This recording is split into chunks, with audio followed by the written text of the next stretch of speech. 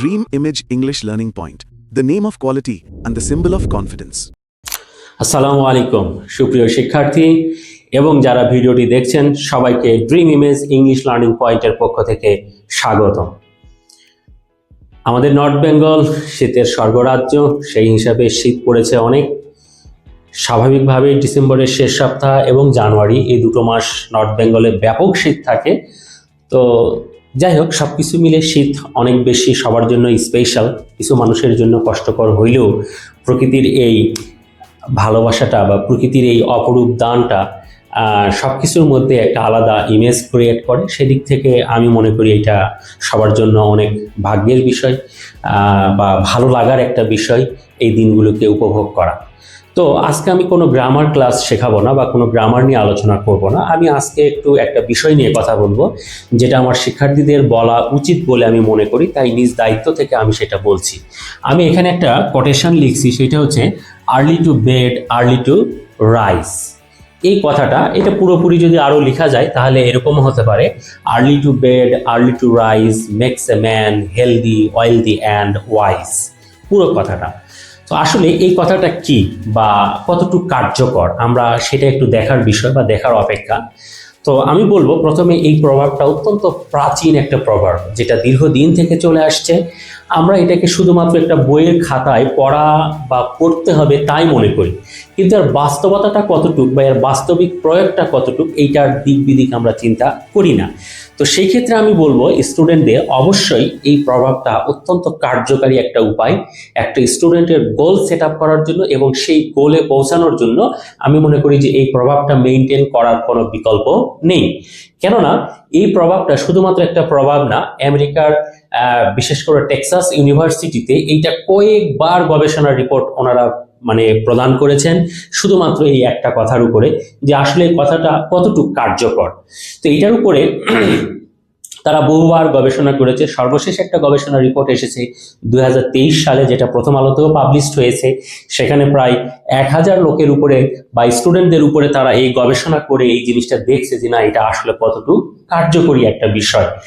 তো সেই ক্ষেত্রে আমরা দেখেছি বা তাদের যে রিপোর্টটা সেটাতে আসছে, এবং বাংলাদেশেও আসছে 2013 সালের একটা রিপোর্ট, যেটা ঘুম বিষয়ক রিপোর্টের উপরে। সেখানেও বলেছে যে না, এই প্রভাবটা বা এই কথাটা অত্যন্ত সঠিক বা কার্যকরী একটা দিক।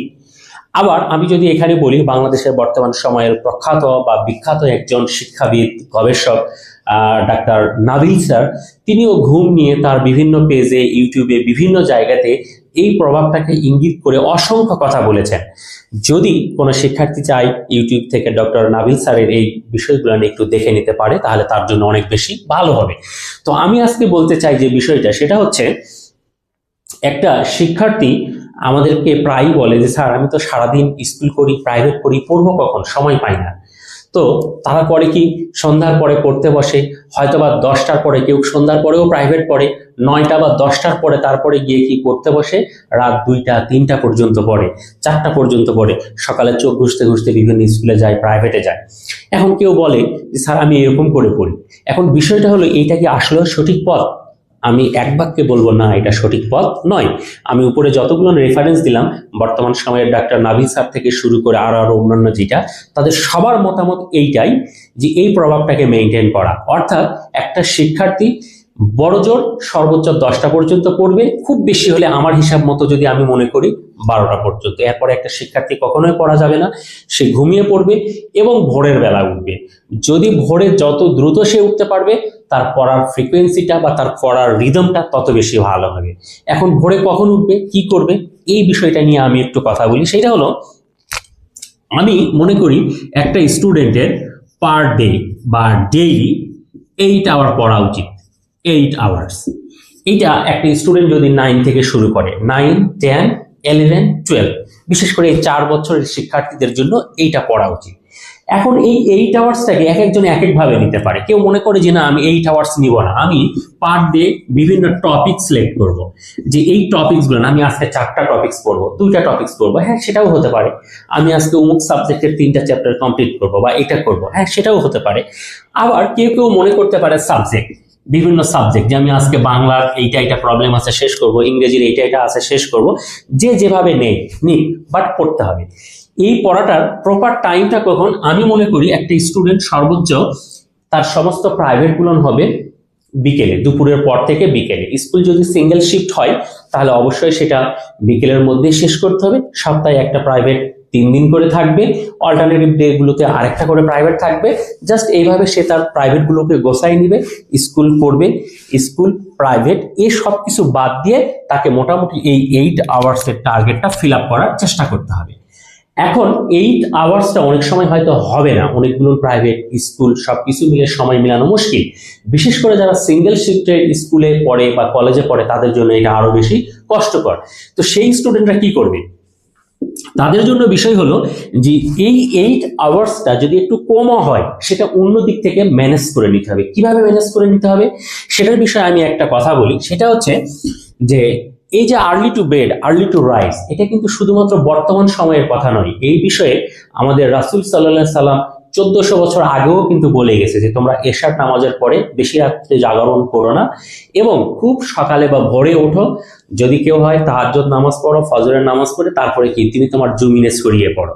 তো শিক্ষার্থীর জমিন কোনটা? শিক্ষার্থীর জমিন মানে তার পড়ার টেবিল, সে তার পড়ার টেবিলে বসবে। এই ক্ষেত্রে ডক্টর নাবিল স্যারের আমি একটা রেফারেন্স দিয়ে বলি, সেটা হচ্ছে যে ভোর 3টা থেকে এইদিকে সকাল 8টা পর্যন্ত, মানে 3 AM থেকে 8 AM, এই AM পর্যন্ত পড়ার মানুষের ব্রেনে কি থাকে? আলফা ওয়েভ থাকে, আলফা ওয়েভ ক্রিয়েট হয়।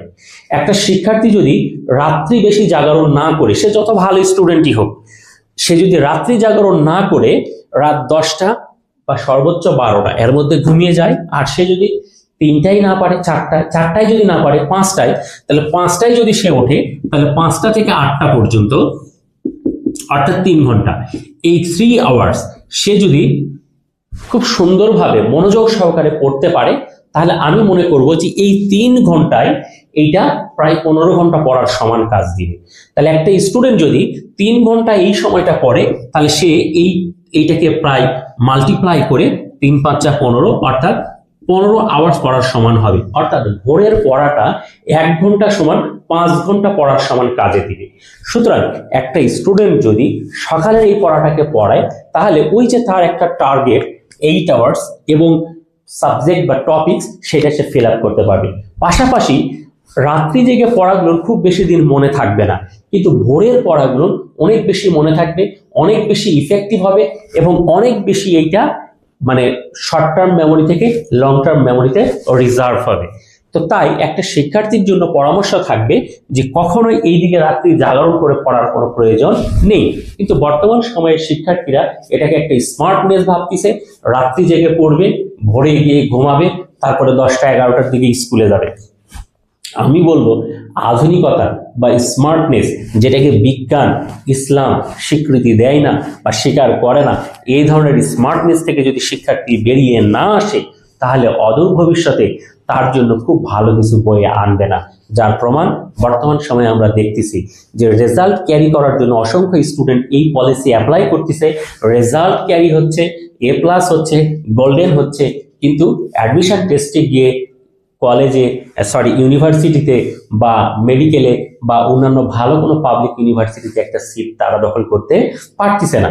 এর কারণ হলো তারা যেটা পড়ে সেটা ভুলে যায়, সেটা মনে রাখতে পারে না। তো যদি এই পলিসিটা অ্যাপ্লাই করে একটা শিক্ষার্থী তাহলে সে অনেক বেশি ভালোভাবে ইফেক্টিভ পড়া করতে পারবে, যেটা তার ক্যারিয়ারের জন্য অনেক বেশি সচ্ছল এবং সুন্দর হবে। আল্লাহ হাফেজ।